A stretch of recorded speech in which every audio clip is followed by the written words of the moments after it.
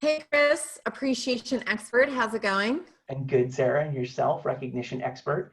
Yes, good. So everyone, we decided to start filming this video because we've been having a conversation.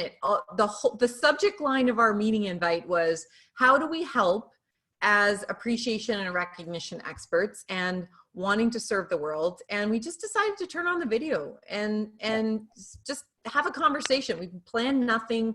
We just want to serve. Chris, I'm curious, you're really thinking a lot these days about how do we appreciate in the virtual space. Lots of people are working from home right now. Where are you in the world? Tell our I'm in Santiago, Chile, and we're in complete lockdown. I live down here, and we're in complete lockdown. So my 4-year-old has not left our apartment in 3.5 weeks. I haven't left in a week, and yeah, exactly. We're doing amazingly enough. We're doing okay, but largely because we have a lot of rules and structures, and we're having conversations and check-ins almost every day to just see, hey, how are you doing? What do you need? And my wife and I are having conversations about, hey, you know what do you need to be able to get done today? What structure do you have? And we both have at least clarity on when we're going to be able to work so that we can plan our work, and then we can also plan our time with our daughter. So, I'm thinking about what activities am I going to do with her in the morning? And then, okay, I know at 1 o'clock from 2 o'clock until 7 p.m. I can schedule calls and be able to get work done. So it's been a I huge part. totally get that. We have older kids at home, we've got teenagers, but the same sort of thing. Routine was really important to give a sense of calm to our kids. And my husband's a teacher, so he's trying to make sure that he's Yeah. educating his students online and that he's trying to keep up with the changing expectations about all of this. And so they have a structure, I have a structure. I totally hear you. And probably there's a lot of that can help folks in organizations as well. Even if you're virtual, find a structure. I know one of my amazing clients, they have started doing daily huddles, Yep. and one of the first things they ask is what's working, or who's somebody you want to appreciate, or what's a department that deserves some acknowledgments. Have you been hearing about other things that companies have been doing in this virtual world to appreciate and recognize and keep that going?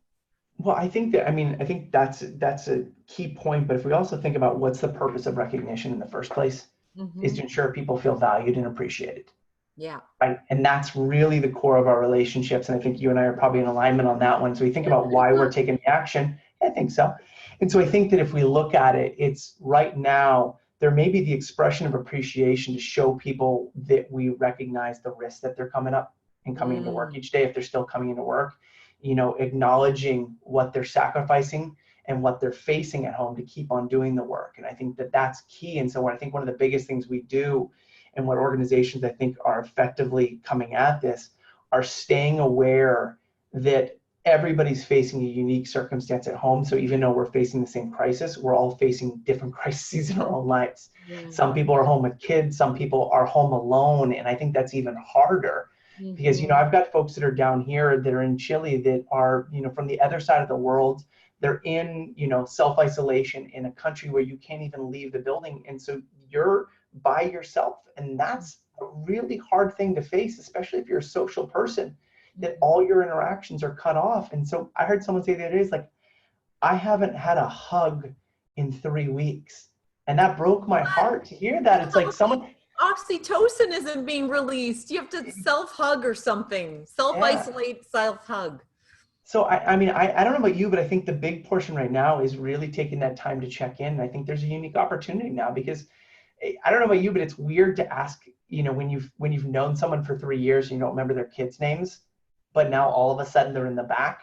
You have a chance to say, hey, what's your son's name again? I know, I do so many coaching calls with kids and dogs and cats and, yeah, it's true. It shows if you've been paying attention to Yeah. what else is going on in their world, when all of a sudden the office is now the living room, the dining room, the spare bedroom, and people come into their environment, Yeah. and you don't know who these people are. It's actually a good check on how much have I really been paying attention beyond their Yeah. progress, their 360 review.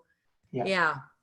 And Yeah. also, and think about it too, it's a great opportunity it's really hard to invite everybody's family into the office. And nobody wants to do it because it takes so much work. But right now, we are invited into everybody's house. If Mm. you put the camera on, then okay, you know, my daughter's in the next room over right now taking a nap, hopefully. Talking softer now, of Yeah. course. But I'm like, we have a chance to meet each other's family. I actually, you know, had a really cool conversation with somebody with that works for UNICEF in southern India. And one of the things that they're doing is that all the staff, they have a WhatsApp. I don't know if you know WhatsApp, but like the chat thing that Yep. most people in the world use other than in the US. I don't know in Canada if it's used a lot, but they're doing a COVID-19 art competition. So every day, people, the parents of employees are having their kids submit a piece of artwork. And then I afterwards, they're love going to bring in that. all the artwork and they're going to display it and have an art competition and an art show. And so they found as an organization a way to engage the families of their employees, which I think is a really cool way to do it. What are some of your other favorite things you've heard people doing? Oh, I have this really cool client who is she's a facilitator and she can't have obviously people physically in the same Yeah. room. So her whole new project that she's turned out, it's just getting such huge traction and she's Yeah. loving it, is capturing the stories. And it makes me think about what you're talking about with the art contest, because initially it started with stories about who you are and helping people learn about the other amazing people in this global organization. Yeah. And then she started this parallel interviewing of people who are working from home with children, and Mm-hmm. understanding about that experience and what advice do you have for other people who are trying to work at home with kids too. It's about really humanizing the workplace. So Yeah. no matter really, it's whether you do the storytelling, and that, by the way, that client releases something, minimum one of each of those every single week, but more That's often because amazing. now, because people are loving it, the art Yeah. contest. I have currently a respiratory therapist in a really large teaching hospital. She's giving Yeah. her fellow respiratory therapists and nurses and doctors she's working with Yeah. kudos cards. So when she sees them doing something amazing and they're not all gowned up in PPE, she'll Yeah. write a little note or she'll leave it in their locker. And that's kind of her way of doing it. It's really, it's about how do we show and share and see each other as Yeah. human beings trying to still function in a really uncertain, challenging situation. Yeah, on the uncertainty thing that you were saying, I think that it's, you know, I'll joke in workshops that we don't see 98.3%, which is a made-up statistic, percent of what people are dealing with each day, right? And so, It's right, probably so an accurate made up it's statistic. I love probably those accurate. times. It may even be You don't have to higher, bother right? researching it, and it's true. I Yeah, love it. exactly. And so I think that that number is up closer to probably 99.65 right now, because we don't know what people are facing. And I think that, you know, what your friend was doing, I think gives that window, because I think the more time as human beings, we kind of adapt to the circumstances as uncertain they are, and we get into that mode. And my wife had a really great observation. She goes, some people are working 24 hours a day now. And she goes, that's their way of avoiding their family or avoiding being with what's happening. And I thought that was a really great observation. So I think these interviews that you're talking about gives people a window into those worlds that it's easy to make a lot of assumptions that, hey, why isn't this person responding? Or they're doing well, or they've got it all together. And if we're not asking the questions, we're not giving people an invitation to share. And we're also not letting the other people on our team see the worlds and what other people are facing. Yeah. You know, and I think right now that vulnerability to share, like, you know, you and I were just talking, it's like, yeah, some days I'm doing well and other days it's a mess. Yeah, You know? absolutely.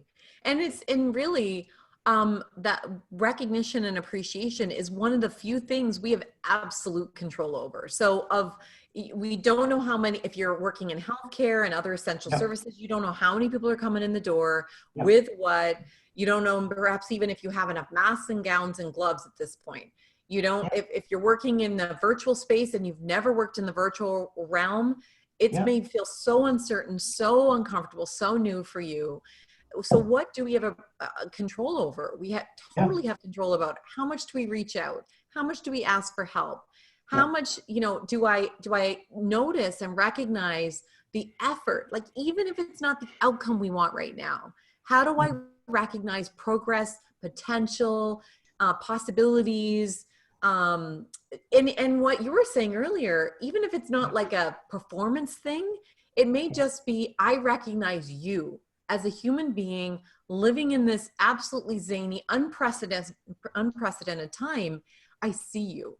And that's like, Yeah. I think that that's one of the biggest things that I've noticed is that people are being seen, grocery store clerks, bus drivers, Yeah. environmental services aides who clean the hospitals in a way that have we ever truly honored and acknowledged our unsung heroes that are the backbone of our community. We know because they can't stay home. Have we ever truly recognized them the way we recognize them now? Yeah, no, 100%. And I think that we're seeing positions in a different way. And I love this thing happening around the world. So every night here at 9 p.m. now, and it started out in Italy, in Spain, where people go on the balconies. So from 9 to 9:15, people go out and you just hear this roarous clapping and applauding for those healthcare workers who one of the most beautiful things I've ever seen happen. And I love that that went viral around the world. Everyone's doing that. Now, what I want to know is, are those healthcare workers hearing it? Right. Yeah. And the other thought that just came to mind, and I did this in one of the handouts I just developed, is, in summer camp or in school, they used to ask us in the beginning of the year to write a letter to ourselves that we'd open later on. And I was just thinking off of what you're saying is, one, the exercise of writing a letter to ourselves right now of, hey, what do I think's happened? What has this been like? Because there's going to be a point 6 months from now, if this does all go away, that we're going to forget exactly how we felt in this moment. So there's an element of writing down what I'm going through. What was that like? What did I think was going to happen? What were my biggest fears? And writing that down as a self-reflection exercise. But then also as a manager, as a leader, what if we wrote down how much we appreciate our grocery store clerks, our people that are picking up the trash every day, the folks in public service, the folks in public health, our police officers, our healthcare workers, that once this goes back to normal, sadly, we'll probably go back to forgetting how much we value them in the moment and writing a note. Because I don't know about you, but it's like if you've ever lost somebody close to you in your life, right? Everybody shows up. When my dad passed away, everybody showed up and everybody was there and checking in and everything like that. And then after a month went by, people kind of forget that you're still grieving, right? Because they've moved back to your life. And those people who remember to reach out a month, 2 months, 3 years later and ask you how you're doing, I will never forget those people. I'll never forget Matt Belisle, who reached out several months later and said, hey, I just want to check in how you're doing. Do you want to go for a walk? And we didn't even talk about it, but the fact that he remembered and stayed present to the fact that I may still be struggling was one of the most powerful messages. And I'll never forget that. And so I think there's an element now to put those reminders to ourselves. 6 months from now, remember to tell Joe, who works at the supermarket, how much you appreciate everything he did for showing up those days. And remember Carol, who is cleaning the floors in the hospital. Hey, remember to reach out and just say, hey, you know what? You're still my hero. Even though this crisis has passed, you're still my hero for doing it. And thank you for showing up each day and risking the health of your family to show up and make sure that all the caregivers had a clean space and the patients had a clean space to work within. You and I are just so twinsies because I created a little image and a challenge to the people on my newsletter 2 weeks ago that to put a note in their calendar to reach out. And this was specifically healthcare that I was talking about in the video that I had that week and the images about, thank you for getting us through COVID. And so it was written as if it's over. For one thing, it's hope filling, right? Because we're going to think from a hopeful standpoint because we will get through this. But it's also, to your point, we can't forget to do that. But I love the challenge being way more extended beyond a single group. It's how, especially if we're at risk of forgetting people because they never normally are ever appreciated. How could we remember to do that? And, one of the interesting things that I think gives us an opportunity to do this is that we actually are not allowed to touch surfaces anymore. Our family wrote a note of appreciation to the people at the hospital. And so we went and we put them under windshields in the staff and physician parking lot. We can't do that right now because we know now that the virus can live on surfaces. So we did that before we knew that. Now we know, fortunately, we were all well. So don't worry, we didn't get any healthcare providers sick. But we can't be doing stuff like that. So imagine if we do things, if we do them on the other side of it, not only is it safer, it also allows us to extend our intention, keep it going. And there's little pop-up things that are happening. Like somebody had said in a Facebook group, Great Happy People, that you and I are both in, Yeah. Yeah. let's paint rocks for healthcare providers and other COVID heroes. Well, we can't do that, right? Give them out right now, even if we had a whole, Yeah. you know, litany of them, because it's not safe for them. It'd be pretty risky. I don't think somebody want to touch it, even if we say it's sterilized, but we could afterwards. And you actually were telling me a story before we turn this on about somebody who has started a project, and I bet you some people watching this will be interested, with writing letters. Yeah. Okay, tell everybody about that. So this, and I won't get her last name right, but Pooja is her first name. And so Pooja is this extraordinary woman in India who, during the Syrian refugee crisis, you know, all of us talk about wanting to do something, you know, to have an impact, to reach out, and what can I do? But Pooja actually took action. She's like, I want to write letters of love to the youth that are in these refugee camps. And so she reached out to me because I was living in the Middle East at the time, and I worked with a lot of UN agencies. And she goes, do you know somebody who could help me make a contact there? And I was like, you know, I have a coaching client who works in education. And so I reached out to her. She got a contact, and then I never heard anything of it afterwards, right? And then she reached out several months later saying, hey, they just delivered. And now at this point in time, probably maybe 6-7 years later, 40,000 letters have been delivered to youth in refugee camps, right, throughout this whole crisis in Europe, which is just absolutely extraordinary.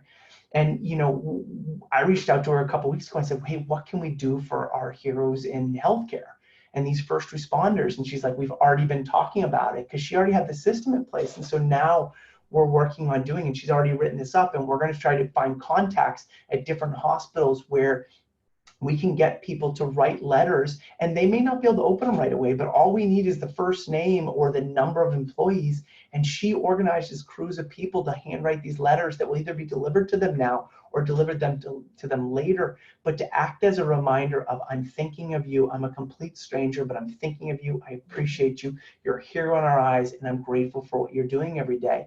And I think that, you know, what we're doing, you know, is just, how do we keep that message going? You know, it's like, how do we end up being those cheerleaders, those people that, you know, keep on encouraging people on the way? Because it's hard to keep on running that race, especially when there's no finish line. Yeah. Right? And every time that, if we were running the race, every time we run it, we risk our health and the safety of our families when we're running it, and we're not allowed to sit down or stop. Yes. Right. So, you know, what keeps you running is people keep on encouraging, keep on saying things, keep on saying those messages. I'm just thinking about, what are the different ways we can do it? And that's one way that we're talking about. You know, we're talking about the letters, the messaging, the reaching out. And I was just thinking too, it's like, you know what, we can't send something physically. And I'm trying to find it, because one of my friends, a healthcare worker, I saw it was her birthday today. And so of course I recorded the birthday message, and I did write it backwards so it'd show up right on the camera. But, you know, we can write those letters of appreciation, take a photo of them, and then send those photos to those people who are sitting there, who are checking their phone each day for that mental break from their work, so that every time they open their phone, they're seeing a message that we're thinking of them. So if you have those healthcare workers in your life, those grocery store clerks, those, you know, people who are working in service, the police officers, we can be sending messages to them throughout the day, and we can have other people send us messages, and we forward it on to them, right? Because we don't want to give out one thing we need to do, Chris, is we need to, for the people who are going to want to participate in this, we have to get them some contact information. So we're going to have to put that in the written content that's going to go below this video. Okay, definitely. That's one. And here's the thing that I really love about this, on top of everything that you've said, it also gives everybody an essential role in our current circumstance, because there's a lot of people that I speak with. I'm in that camp sometimes as well. My family, we can sometimes feel like we're not being very useful right now. And really, when we can write a note, or we can call somebody up, when we can sew some scrubs, because they're in Canada, they're running out of scrubs. And when we can call up our friends and that of all kinds of different industries and say, hey, do you have any gloves? Do you have any gloves? Do you have any gloves? Do you have any gloves? You know, there's this called Caremongering Niagara group that was started by a couple of amazing women here in Niagara, where they're coordinating from the very first day. They started coordinating key people in the community who would then coordinate all the needs. So people who are quarantined would get food, elderly people would have things dropped off, and it was all handled in a really safe way. I think it was a nurse who's co-led this to make sure it's Yeah. all safe. Yeah. And so it gives people a role right now when they're not an essential services worker, or when their business is on hold, or when they're out of school, only working, only on doing school part-time. Yeah. Like it's so important that we all feel a sense of agency and contribution. And for a lot of people who are unemployed or who've been laid off or on furlough, it gives those folks a new, maybe not a new identity, Yeah. however, a new focus to show that they're still adding value and meaning. Yeah. What do you think? No, I think 100%. I think that's what what you just said at the end there is that whole thing is that we want to be useful. We want to be a contribution, right? We want to contribute to others, right? And I think that's why, the field that we're in is we understand that, hey, if people don't feel valued, they leave to find someplace where they do feel valued, whether that's their relationship or their work, right? And people get resentful if they're not. And so that opportunity, and I think this is really great to also think about all those people that were caregivers, that were, working in some place, and now they don't have that thing. I know the woman who helps us with our daughter, she's been calling every day because she's bored out of her mind that she doesn't get to go to work each day. She doesn't get to spend time with her daughter. She doesn't get to do that. And I think that a lot of people are losing their sense of purpose. And I think what you're saying is that purpose right now is encouraging others so that they can contribute. And so our job is the success of them to be successful in caring for the ones that they need to care for. Right. Chris, I always love our conversations. I mean, we hop on these calls so that we can connect as people with the shared interest and value that we're trying to bring into the world. And we always get so excited and so many ideas, we inevitably turn on the recording. So that's why if you're on Chris's list and you've seen me, or you're on my list, you've seen Chris, that's why it's like, I think I've seen that other person before, because we can't not share these ideas. There's just so many ways every single person can feed into the world, into the workplace, into your family life, into your community, to help people feel valued, heard, and appreciated. So I'm so thrilled for you, Chris, that you're doing this where you are in the world, and that we have this conversation, and that we can help people have ideas about how they can contribute, how they can keep appreciating other people. Hopefully, if healthcare providers and other essential services workers and unsung heroes are watching this, they're hearing us and the comments that will inevitably be posted from this. I hope they feel further reinforcement of the appreciation that they feel. What's your last thoughts to leave folks? I think what you're saying too, and I think this theme that's come up is just like, hey, the biggest thing people often think it has to be something tangible to make a difference. And us both being, and whether it's during this crisis or after this crisis or before this crisis, we know that that's not really what makes a difference. It's those things, but it's not what the evidence says.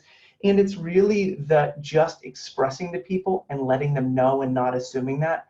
And I think that, one is taking time to be able to express it, let people know, and just be in communication with people. And I think the other one, and this is just because I step over this because I have a friend who's a doctor, and he goes, in Wuhan, where the virus broke out, he was saying, I think 1 in 4 doctors are unable to return to work right now. Right, because of everything that they saw, because of all the redlining, all the people who have died that they've witnessed that they couldn't save. And I think more so than anything, I think we need to be thinking about those caregivers afterwards, because there's an element where you came back from the war and everyone's cheering and you're a hero, and then there's the aftermath. And I think that remembering that aftermath for our caregivers, for our grocery store clerks, for our family members, for everybody else, and even for the person that we're in the house with every single day, there's going to be a difficult time after all this. And that transitioning back to work and just really, really, really being sensitive, caring, and just to suspend that judgment and make it okay for everybody to be however they are, I think is one of the best things we can do to support people, is not judging them, not making them wrong, and just being there as an ear to listen. Because I think that's one of the greatest ways we can let people know that we value and we appreciate them. It's such a beautiful example. With the more we recognize now and the more we keep paying attention to that, after Yeah. this and support people and just see them for who they are and where they're at, it allows us to shift from post-traumatic stress to post-traumatic growth and recognition and appreciation and complimenting and Yeah. just gratitude. As you and I both know from dedicating our lives to this, Yeah. we know that it's a key insulator against stress and burnout and compassion fatigue. Now, in the future, you raised such a good point. We need to remember to do it as much post and during the transition as well as afterwards, as we are doing right now, so that we can all grow. If we can't let this be for nothing. We can't learn. I'm sure we won't learn nothing from but we can also, it can be learning from a science standpoint, and we can also be learning from a human connection, from a workplace health standpoint, from a innovation standpoint, and recognition and appreciation will be underpinning for all of that growth to be able to happen and learning. Yeah, 100%. And I don't need to say anything after that because you just summed it up perfectly. Drop the virtual mic. Much cheaper to drop virtual mics and fist pump. Yes. Yeah. All right, everyone. Thank you for tuning in. We will make sure that you know how to connect with each of us. If you have any questions, ideas, you have your own initiative that you want people to know about, we want to know about it because we want to get it out there in the world. Chris, always a pleasure, my friend. Sarah, always a pleasure. Always. Take care, and I look forward to the next conversation. Yeah, me too.